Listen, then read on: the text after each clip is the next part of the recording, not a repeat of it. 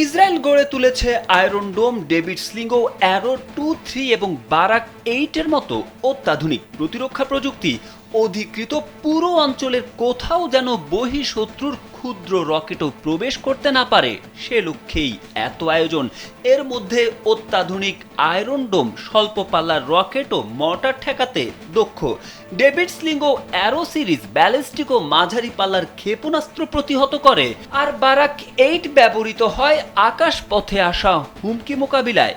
বহু স্তর বিশিষ্ট এসব সিস্টেম একসঙ্গে কাজ করে আকাশ পথে একটি দুর্ভেদ্য দেয়াল তৈরির লক্ষ্যে। কিন্তু ইরান এবার এসব প্রতিরক্ষা ভেদ করতে যে পদ্ধতি ব্যবহার করেছে তা ছিল প্রযুক্তি ও কৌশলের এক অসাধারণ মিশ্রণ। আর এটা ওইটা না, কাপড় ধোয়ার একটাই সলিউশন, চাকা অল ইন ওয়ান।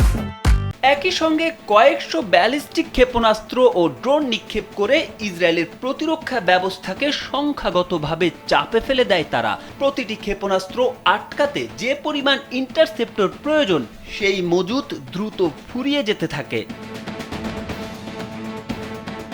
এর পাশাপাশি ইরান ব্যবহার করে ফাত্তা 2 নামে হাইপারসনিক ক্ষেপণাস্ত্র, যা শব্দের চেয়ে 5 গুণ দ্রুত এবং যার গতিপথ অনির্দিষ্ট।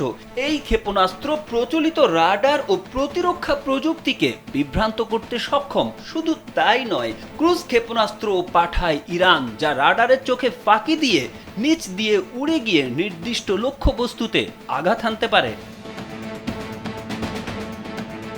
ইরান কৌশলগতভাবে ভুয়া লক্ষ্যবস্তু পাঠিয়ে ইসরায়েলের রাডার ও প্রতিরক্ষা নেটওয়ার্ককে বিভ্রান্ত করেছে। ফলে আসল ক্ষেপণাস্ত্রগুলো তুলনামূলক সহজেই লক্ষ্যবস্তুতে পৌঁছায়। কিছু ক্ষেপণাস্ত্রে আবার এমন প্রযুক্তিও ছিল যা রাডারের চোখ এড়িয়ে যায় কিংবা নিজেই রাডার ধ্বংস করতে সক্ষম।